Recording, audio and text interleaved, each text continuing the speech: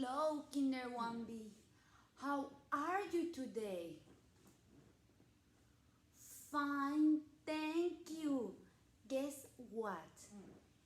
Today it's Monday and it's the last week in Kinder 1B. Oh my god, you are so tall and old right now. You have 4 years old. And almost you are going to start Kinder 2. Oh my god, I am very proud of you. But first, we are going to read a book about Little Red. I know that you really like this story, so let's start. Remember to sit on correct, take a breath, blow, and relax. Now we are going to do our balloon game. Let's start. 1, 2, 3.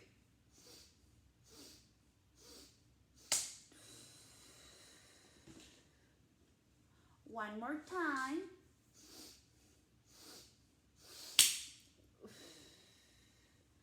Now let's start reading Little Red.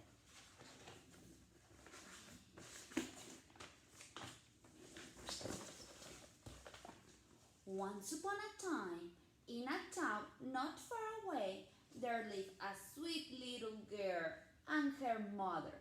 The little girl's mother made her daughter a beautiful hat from red wool. It suited the little girl so well that she wore it every day.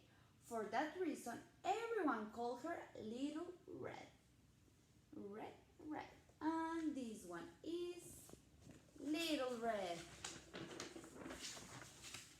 One day, her mother told Little Red that her grandmother was sick in the bed with a cold. She handed her basket to take to her grandmother. In the basket, there was a jar with soup, fruit, and bread. Here we have the basket. Little Red set out immediately to go to her grandmother, who lived across town. To get there, she had to go through the woods. Let's see what happened. On her way, she met with a wolf. The wolf asked Little Red where she was going. Not knowing that the wolf was dangerous, she answered, "I am going to see my grandmother, who lives behind the movie theater." "Well," said the wolf, "and I will go and see her too. I will go this way and you go that way. We will see who will get there first." Here we have the wolf. Let's see what happened with this little girl and the wolf. Little Red took her time. She stopped to smell the pretty flowers. She listened to the singing and chirping of the birds like this, smelling the flowers, watching the birds. She lay down and watched the clouds dance across the sky. Little Red loved the way the sun fell on her face. She sat down on a rock and ate one of the apples her mother had placed in the basket. The crisp, tart taste of the fruit filled her mouth with nice sensations. The wolf instead ran as fast as he could, and he also took the shortest path. He arrived at grandmother's house, well ahead of Little Red. He knocked at the door. Tap, tap, tap. Here is the wolf.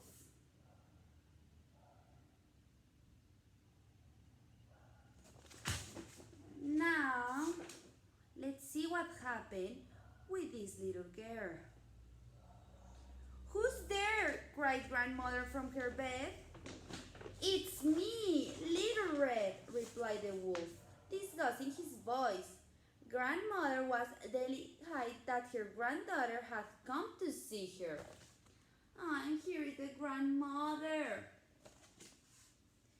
She said, "Come in, sweet child," without even looking out the window to make sure it was her granddaughter. Oh, let's see what happened. The wolf opened the door and immediately grabbed.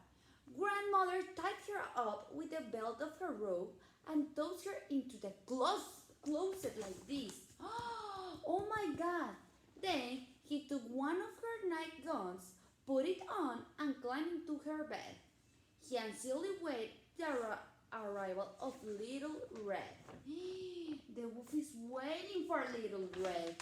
Let's see what happened. After some time, Little Red knocked at the door. Tap, tap, tap. "Who's there?" cried the wolf, again disgusting his voice. Little Red, hearing the big voice of the wolf, was worried. She thought to herself, that call must have made grandmother's voice. "It is your granddaughter, Little Red." The wolf cried out to her, softening his voice as much as he could. "Come in, sweet child, come in." Let's see what happened with this little girl. Little Red opened the door and headed straight to her grandmother's bedside. As she got close to the bed, she was frightened. Her grandmother didn't even look like herself. The cold had made her eyes look strange, and her nose was several times its normal size, because now the grandmother had a big nose, and a big ears, and a big eyes. Thinking that her grandmother's ears must also be stopped up, she moved closer and said in a loud voice, "Grandmother, you don't look like yourself. What big eyes you have. All the better to see you, my dear."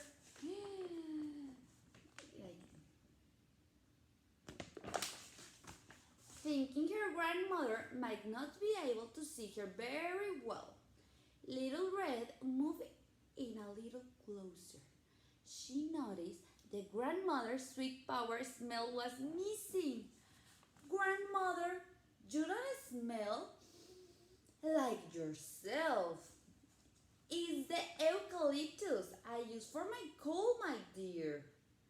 Little Red then reacted for her grandmother's hand, but the wolf's paw didn't feel at all like her grandmother's soft hand.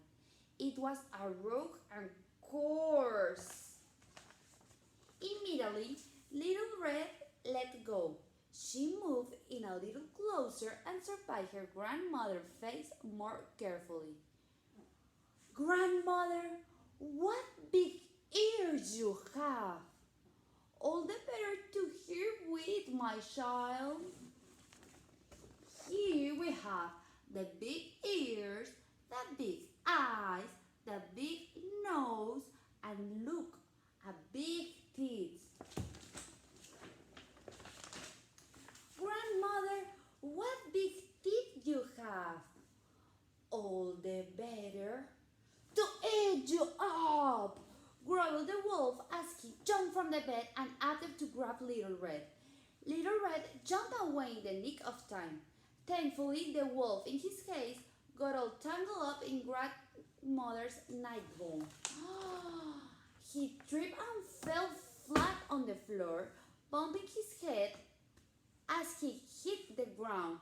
He was knocked out. And Little Red was like, "Oh my God, I have to run." Little Red pulled her cell phone from the pocket of her cape and called 911. After she told the operator what had happened, She began to look for her grandmother. Where is my grandmother? She gazed around the room. Her grandmother was nowhere inside. Oh, here is the little red calling 911. She sniffed there, but there was no hint of grandmother's sweet power. Only the smell of eucalyptus. And here is a little red thinking, where is my grandmother?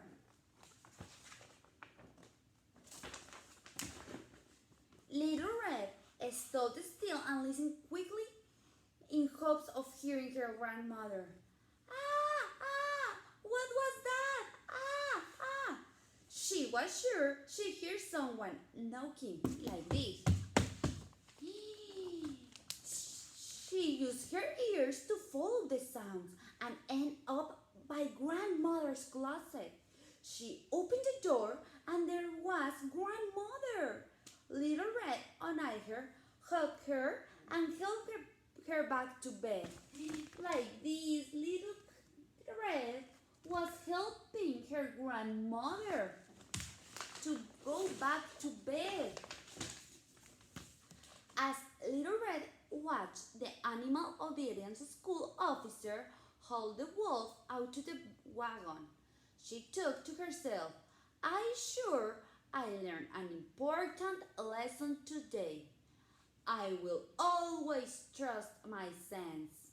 That wolf didn't sound like my grandmother. He didn't look like my grandmother. He didn't smell like my grandmother, and he didn't feel like my grandmother. He was an impostor. My sense told me that. Here was little Red watching, and also her grandmother. The end. Do you like this story about Little Red? Yes, me too. This one is one of my favorite stories. Now, remember, you can do a drawing about Little Red and explain what was your favorite part in this story. Take some picture and show it to me. I want to see your drawing. Excellent, guys. I hope you really like this story about the Little Red.